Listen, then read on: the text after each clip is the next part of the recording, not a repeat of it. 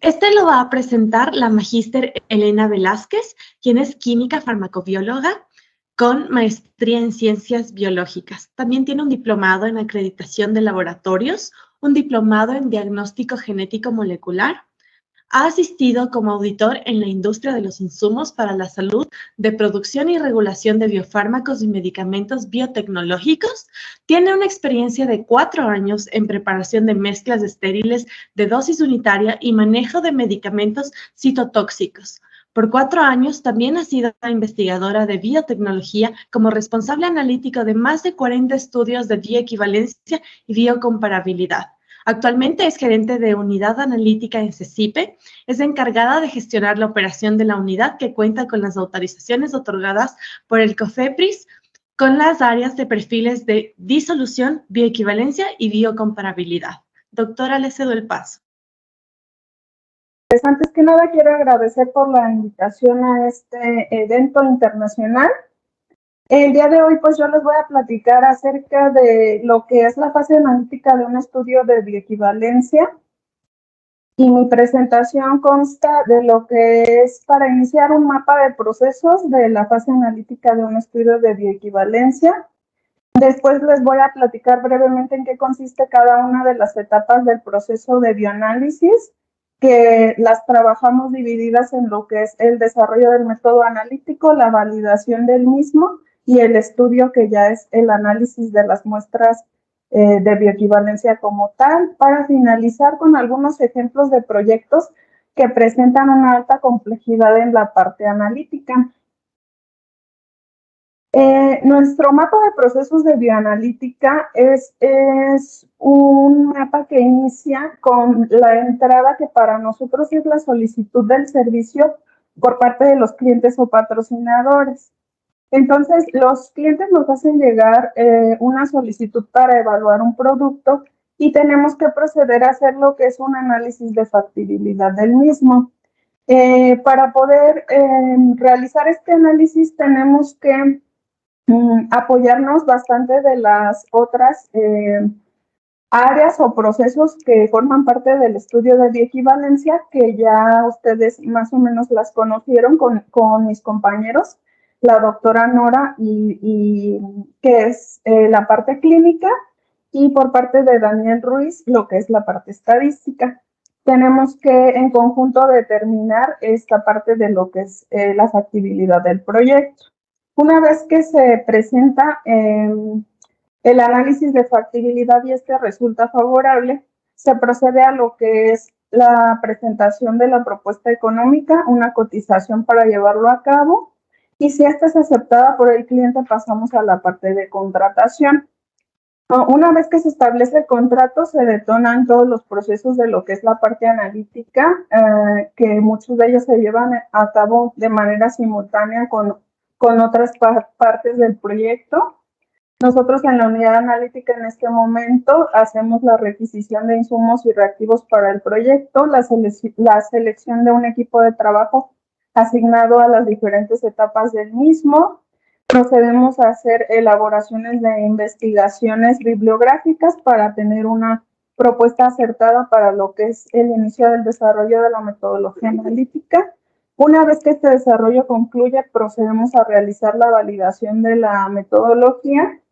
y ya concluida la validación, podemos proceder ahora sí a lo que es la parte del estudio. Para hacer el estudio, pues tenemos que establecer lo que es un plan de trabajo y técnica analítica que indique los criterios de aceptación y reanálisis se aplicarían a las muestras del estudio. Se realiza el análisis de muestras y se procede a lo que es la elaboración del informe bioanalítico, el cual forma parte de lo que es el informe final, que es nuestra salida o nuestro entregable del proceso analítico. Como les mencionaba, pues este proceso analítico está estrechamente ligado a los procesos clínico y estadístico, en donde nuestra parte del estudio pues es detonada por la parte clínica cuando nos hace el envío de las muestras, y nosotros a su vez detonamos el proceso estadístico al entregarle los resultados de las concentraciones obtenidas. Todo este proceso a su vez está apoyado por otros sistemas de apoyo, como lo que es la parte del sistema de gestión de calidad, que a través de lo que es el control y el aseguramiento de calidad de todas las etapas del proceso analítico, garantiza la confiabilidad de nuestros resultados y procesos de apoyo administrativos, de administración de recursos materiales y financieros del proyecto.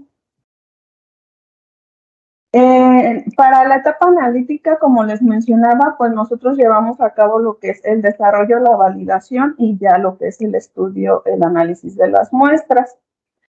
Para poder dar inicio al desarrollo, nosotros ya necesitamos contar con la información del diseño del estudio, porque derivado de esto, pues nosotros tenemos que determinar cuál es la Cmax, la concentración máxima que se va a encontrar en el fluido biológico en el cual se va a hacer el análisis de las muestras. Y esto pues obviamente va ligado a la dosis que se va a administrar en el estudio, a la forma farmacéutica del producto, a la población en la cual se va a hacer el estudio. Y pues todo esto ya viene establecido en lo que es la generación del protocolo clínico del mismo. También debemos de conocer las características físico-químicas del fármaco y lo más importante para poder también iniciar el desarrollo, pues es que ya contemos con los estándares de referencia. Para esta parte se solicita lo que es el estándar de referencia del analito de interés y una molécula más que se utiliza como estándar interno, que más adelante les voy a platicar de su función. Esta parte nos la pueden proporcionar el patrocinador o se puede incluir en la propuesta económica del estudio. Algo que es muy importante tener bien definido desde lo que es el diseño del mismo es algo que ya comentaba la doctora Nora en su presentación. Tenemos que tener bien claro qué es lo que vamos a cuantificar. Si bien generalmente la bioequivalencia se establece a través de la cuantificación del fármaco inalterado,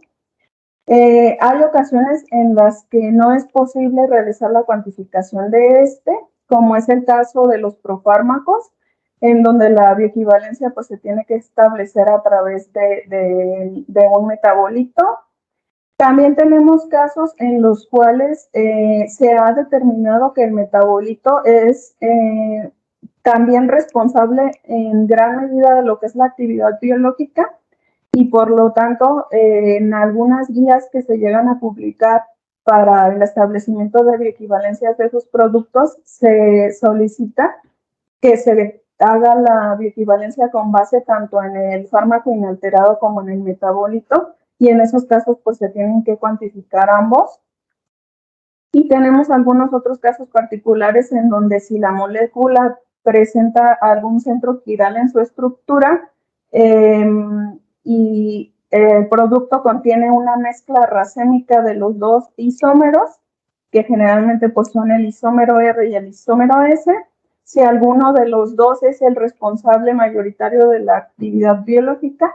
también puede ser recomendable que la bioequivalencia se establezca con base en el mismo. Entonces, todo esto también es parte de lo que se incluye en el diseño del estudio, que impacta directamente a la parte analítica. Con toda esa información, nosotros tenemos que tomarla en cuenta para realizar el diseño del rango de cuantificación para que logremos nosotros caracterizar adecuadamente el perfil farmacocinético. En este ejemplo que les muestro, pues aquí podemos consultar lo que es el Cmax, que es el parámetro que tomamos de referencia para nuestro límite superior de cuantificación del método y para garantizar caracterizar al menos el 80% del área bajo la curva, que sería toda esta parte. Tenemos que establecer un límite inferior de cuantificación de al menos el 5% de esa Cmax reportada. Otra de las cuestiones que es muy importante en lo que es el desarrollo de un método analítico es la selección de cómo vamos a extraer al fármaco de la matriz biológica en la que se encuentra. Generalmente las matrices biológicas que se trabajan es plasma humano o suero humano, y las tres principales métodos de extracción utilizados para ello son precipitación de proteínas, extracción líquido-líquido y extracción en fase sólida. La selección de alguno de ellos pues depende de las propiedades físico-químicas del fármaco, así como del límite inferior de cuantificación que se requiera obtener.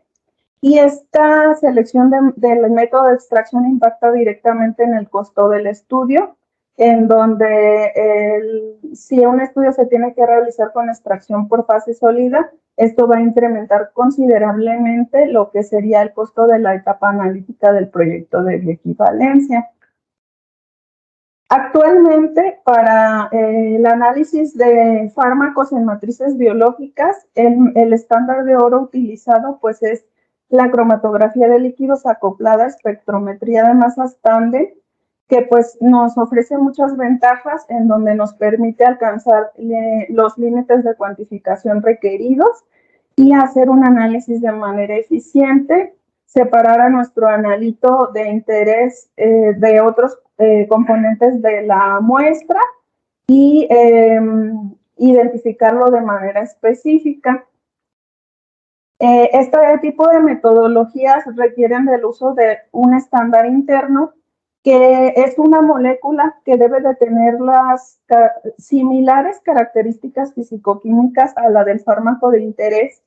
y esta se adiciona en concentración física a la muestra durante el análisis, con la finalidad de controlar la variabilidad en todo el proceso, que incluye desde la extracción, la inyección al sistema cromatográfico y la detección en el analizador de masas. La importancia que tiene añadir un estándar interno a este tipo de metodologías es que nos permite disminuir la variabilidad en la cuantificación y con ello incrementar la exactitud y la precisión de esta para poder entregar resultados confiables. Este es otro punto importante, porque el estándar interno ideal para cualquier metodología de este tipo pues es una versión marcada isotópicamente de la molécula de interés, en donde se sintetiza a partir del analito. Lo más común es utilizar estándares internos deuterados,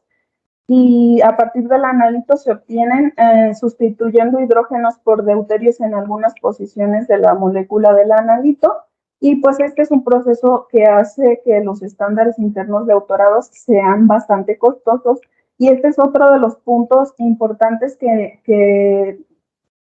son determinantes para la propuesta económica de la parte analítica de un proceso de bioequivalencia. Esta etapa del desarrollo, lo ideal es realizarla desde que el protocolo clínico se encuentra en evaluación por los comités de ética e investigación y la autoridad regulatoria, porque dependiendo del proyecto de que se trate, pues la duración de un desarrollo puede llevar desde 2 hasta 8 o más semanas, dependiendo si se requiere una alta sensibilidad, si se va a cuantificar solamente un analito, 2 metabolitos, etcétera. Y pues para que esto se lleve a cabo de manera simultánea con otras etapas del proyecto. Una vez que se tienen determinadas las condiciones, las mejores condiciones para llevar a cabo la cuantificación, se procede a lo que es la validación. Y bueno, como sabemos, pues la validación de un método analítico es el paso que nos permite asegurar que los resultados entregados son confiables y por lo tanto pues el método es adecuado. En esta parte igual necesitamos ya tener los estándares de referencia del analito y del estándar interno, pero además es importante conocer si va a haber alguna medicación concomitante que se vaya a administrar en el estudio o que se tenga previsto utilizar como fármaco de rescate en alguno de los periodos del estudio, porque también lo tenemos que incluir en la evaluación, en los parámetros de evaluación durante la validación del método, y esta información pues también viene del diseño clínico.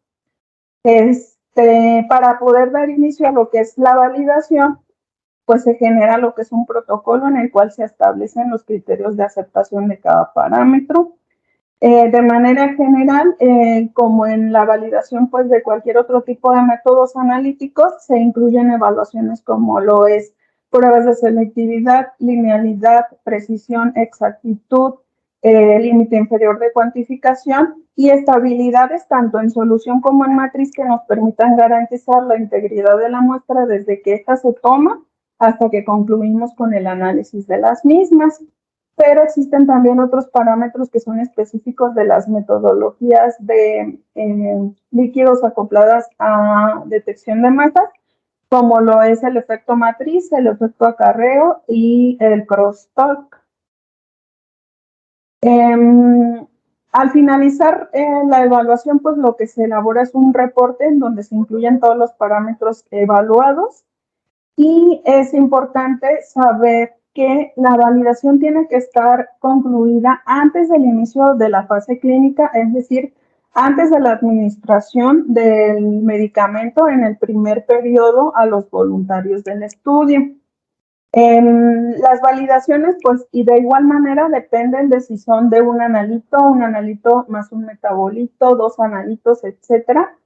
Y pues su duración estándar pues es de alrededor de 3 semanas.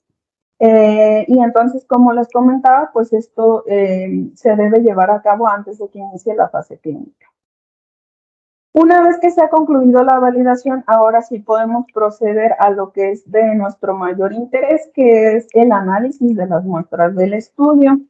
Esta etapa del estudio, pues, se detona a partir de que se tienen las muestras del mismo y se genera un plan de trabajo y una técnica analítica que nos indica cómo ejecutar el análisis. Esta etapa incluye entonces lo que es el análisis de muestras, el reanálisis si llegara a aplicar y algunas de las regulaciones solicitan también que se haga una verificación de la reproducibilidad de los resultados del estudio, que consiste en volver a analizar un porcentaje de las muestras totales del estudio que caractericen adecuadamente pues, lo que es todo el perfil, la fase de absorción, el Cmax, la eliminación, y que demostremos que los resultados son reproducibles, es decir, son consistentes entre lo que se reportó para el estudio y este nuevo análisis que se realiza. Una vez que se concluye esto, la fase analítica hace un concentrado de los resultados de las concentraciones obtenidas y se hace lo que es la transferencia de datos a la parte de bioestadística, en donde se detona ya todo el proceso que nos ha platicado Daniel Ruiz. Nuestro entregable para la analítica pues es un informe analítico en donde se describe todo lo que es el proceso, la cantidad de muestras que se analizaron, los resultados obtenidos, si hubo reanálisis y cuáles fueron los criterios aplicados para el mismo. Y este informe analítico se integra a lo que es el informe final del proyecto de bioequivalencia, en donde se hace la declaración de la conclusión del mismo. El estudio en realidad lo que detona el inicio pues es la recepción de las muestras y en esta parte sí la duración llega a ser muy variable y depende de diferentes factores que son pues la cantidad de analitos que se requieren analizar. Tenemos pues desde un analito hasta por ejemplo un analito y dos metabolitos o en el caso de combinaciones fijas en donde a los dos activos les aplique bioequivalencia, pues se hace el análisis de los dos activos. Otro de los parámetros que determina la duración del análisis pues es la cantidad de muestras que se deben analizar, que está directamente relacionada con los tiempos de muestreo que se deban tomar, los periodos de administración, si es un 2x2, si es un 2x3, un 2x4, etcétera, y el tamaño de la muestra, es decir, la cantidad de sujetos que se van a incluir en el estudio, así como la duración del análisis por muestra, que como es un análisis cromatográfico, va a depender de la duración del tiempo de inyección de cada muestra. Así de manera general, un estudio simple de un analito, 24 sujetos, 2 periodos, 25 muestras, con un tiempo corto de análisis, pues nos puede llevar un par de semanas realizarlo. Y como último tema, pues les voy a platicar acerca de algunos análisis de alta complejidad que se nos pueden presentar para determinar bioequivalencia. Y uno de ellos es cuando tenemos nuestro fármaco de interés es también una molécula endógena, es decir, que se encuentra de manera natural en la matriz biológica, plasma o suero. Y entonces, generalmente, pues nosotros para la cuantificación tenemos que construir curvas de calibración y muestras control en la misma matriz en la cual se encuentran las muestras a analizar.